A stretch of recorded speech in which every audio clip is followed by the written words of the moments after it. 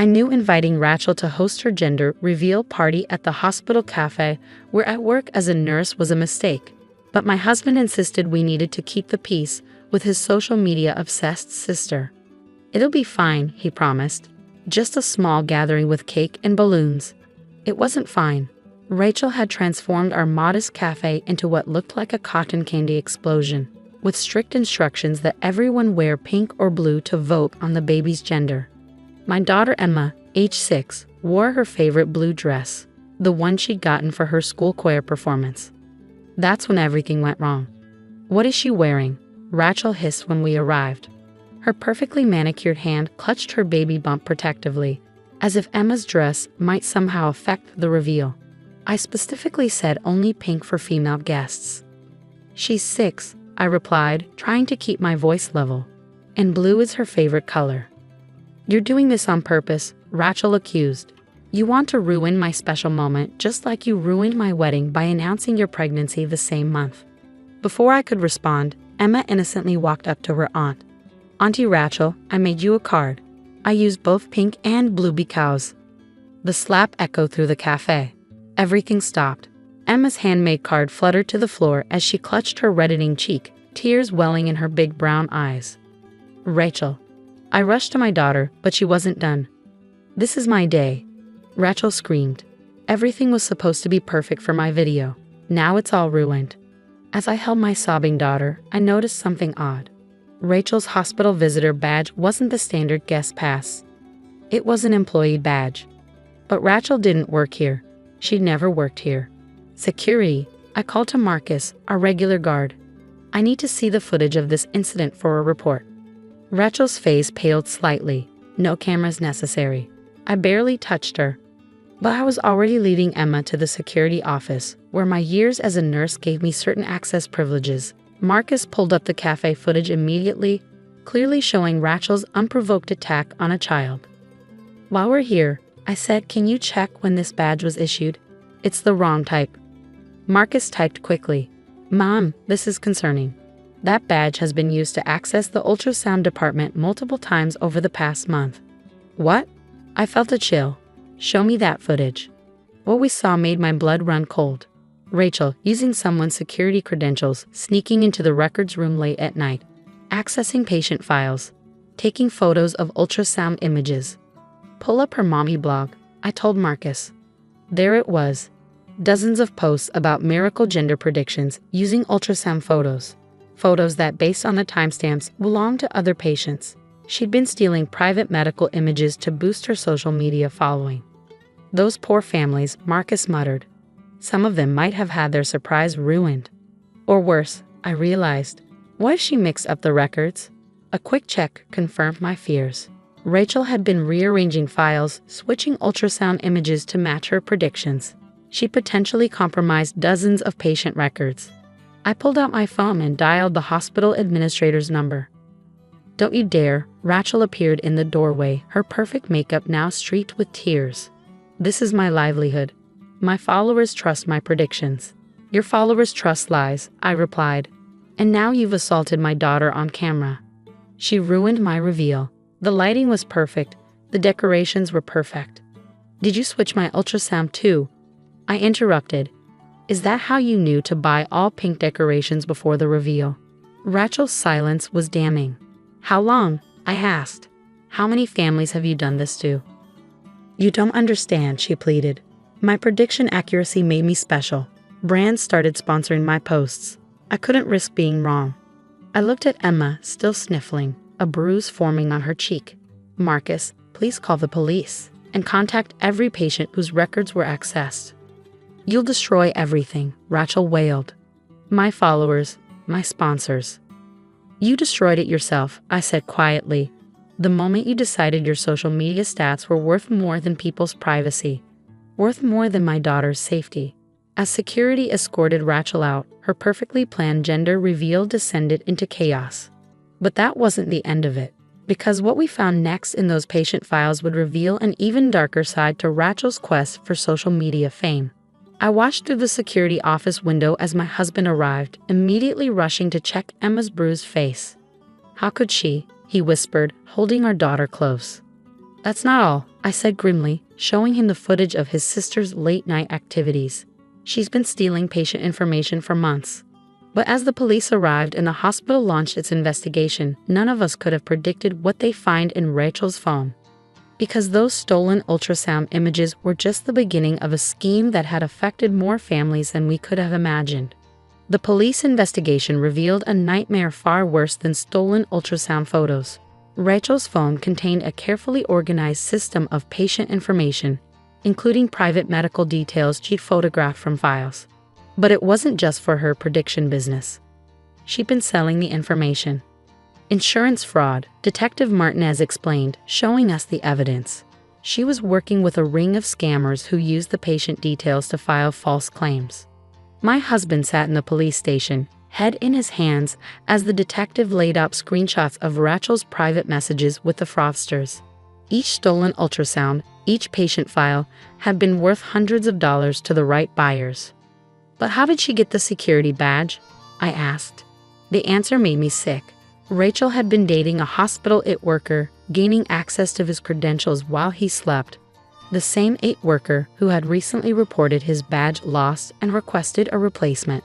She used me, he told investigators, clearly devastated. I thought she really cared about me. She said she needed late-night access for her pregnancy blog photos. But the worst revelation came when we discovered why Rachel had been so insistent on hosting her gender reveal at the hospital cafe. It wasn't just for the aesthetic, Detective Martinez said, pulling up more messages from Rachel's phone. She was meeting her contact there. The gender reveal was cover for a major information exchange. The party planner who had been setting up decorations, an operative for the fraud ring. The pink and blue gift bags on the present table contained USB drives full of patient data. Emma's blue dress hadn't just ruined Rachel's perfect pink theme. It had made her nervous about drawing attention to the exchange. Your daughter accidentally saved dozens of families from identity theft, the detective told me. Rachel was planning to hand over 3 months' worth of stolen records that day. My phone buzzed constantly with messages from Rachel's followers. The story had broken, and her perfectly curated social media empire was imploding. Her miracle predictions were exposed as fraud, her sponsored posts disappeared, and brands rushed to distance themselves. But Rachel had one last card to play. She's claiming Emma attacked her first, my husband said, showing me Rachel's latest post. She's telling her followers that she acted in self-defense, that we're framing her because we're jealous of her success. The post included an edited version of the security footage, cut to show only Emma approaching Rachel, making it look like my daughter had started the confrontation. She's still trying to control the narrative, I said in disbelief. Then Emma, wise beyond her years, asked a simple question. Mommy, don't the cameras show everything that happened before too? Of course. The full security footage wouldn't just show Rachel slapping Emma, it would show her meeting with the fraud ring operative, exchanging the USB drives, and orchestrating the whole scheme. I called Marcus at hospital security. Within hours, the complete footage was in police possession. It showed everything. Rachel accepting an envelope from the party planner, checking the USB drives, and then reacting violently when Emma's innocent approach threatened to draw attention to the exchange. Rachel's followers watched in horror as the unedited video spread across social media. The perfect mommy blogger, the miracle predictor, was exposed as a fraud who would slap a child to protect her criminal enterprise. The comments were devastating. She hit a little girl over a dress while selling our private medical information. I trusted her with my pregnancy journey. How many families did she hurt? But the final blow came from Rachel's biggest sponsor, a luxury baby goods company. In light of these disturbing revelations, we are not only terminating our relationship with this influencer, but will be cooperating fully with authorities regarding any fraudulent activities conducted during our partnership. Rachel was arrested at her home, where police found more stolen hospital badges and a database of patient information dating back months. Her perfectly filtered world had shattered, revealing the ugly truth beneath the carefully staged photos. My husband struggled to reconcile the sister he thought he knew with the criminal in custody. How could she do this? To strangers, to her own family? The same way she convinced herself it was okay to hit Emma. I said, by believing her social media success was more important than real people. Emma, her bruise now a fading yellow, handled it with remarkable grace. She used her art therapy sessions to draw pictures of what happened, helping investigators understand the timeline from a child's perspective. "I just wanted to give her a card," she said simply, "with both pink and blue, because babies are more important than colors." Out of the mouths of babes. But as Rachel awaited trial, we discovered something in those stolen files that would shake our family even further. Because among the patient records she'd been selling was information about her own pregnancy. Information that would reveal a truth no gender reveal party could have predicted.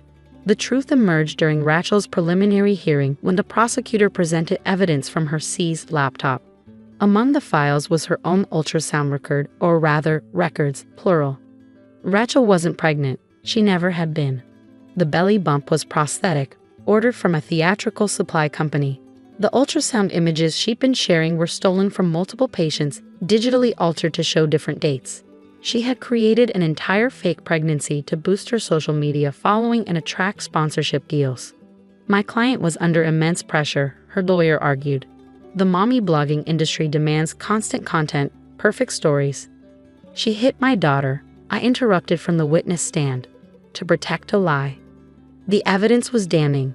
Receipts for the fake belly, tutorials on photoshopping ultrasound images, and most disturbing of all, a content calendar planning her eventual miscarriage story. Time to maximize sympathy, followers, and launch a grief support coaching business. My husband broke down when he saw the planned posts, already written and scheduled. "Heaven gained another angel. Swipe up for my healing journey course. Use code RAINBOW for 20% off." "How could you?" he asked his sister during a supervised visit. "These are real people's lives, real families' memories you were stealing." "You don't understand," Rachel replied, her perfectly maintained exterior finally cracking. "Nobody wants to follow someone ordinary. I needed the perfect story." "So you faked a pregnancy, stole medical records, and slapped your niece," I said. "For likes and views?" "The brands were paying 5 figures per sponsored post," she whispered. "Once I started, I couldn't stop." The fake bump led to the predictions led to the fraud ring. It just kept growing. Emma, who had insisted on coming to support her daddy, looked at her aunt with pure childhood wisdom. "But Auntie Rachel, you were already special without pretending." Rachel broke down completely, mascara streaming down her face. For the first time, we saw behind the filtered facade to the desperate woman beneath. The judge was less sympathetic. Rachel was sentenced to 5 years for fraud, identity theft, and assault of a minor. The fraud ring investigation was ongoing, with more arrests expected. But the real healing happened outside the courtroom. Emma, despite everything, used her art therapy to process her feelings about her aunt. She drew picture after picture. Rachel without her fake belly. Rachel without her phone. Rachel just being Rachel. "Maybe when she gets out," Emma said, "she can take real pictures instead of pretend ones." My husband found support in a group for families affected by social media addiction. It's not just Rachel, he learned. There are people faking illnesses, relationships, entire lives, all for content. As for me, I worked with the hospital to implement stricter security measures and create a support group for patients whose privacy had been violated. Some of them had believed Rachel's predictions, planned nurseries and parties around her lies. They needed to heal too. Months later, we received a letter from Rachel's counselor in prison. She was doing real work on herself, confronting the emptiness that had driven her to create a fake perfect life instead of living a real one. "I'm sorry," she wrote, "to Emma, to the families I hurt, to everyone. I got so lost in crafting the perfect story that I forgot how to live a true one." Emma drew her a picture in response. 2 stick figures, one big, one small, both wearing blue dresses. "Because real is prettier than perfect," she wrote in her crooked 6-year-old handwriting. We hung the original in Emma's room, right next to her choir performance photo. The blue dress that had sparked everything was now her symbol of truth over appearances. Sometimes, when I see yet another perfectly filtered family photo online, I think about Rachel's prosthetic belly gathering dust in an evidence locker, about the desperate need to appear special that drove her to hurt so many people, about how social media can become a funhouse mirror, distorting reality until the truth is unrecognizable. But then I look at Emma, proudly wearing blue to her school art show, unafraid to be exactly who she is. And I know that the most double-tappable moments are the ones that never make it online. The real, unfiltered, perfectly imperfect moments of simply being human. Because no number of likes can equal the value of a single honest smile, and no filter can improve upon the beauty of the truth.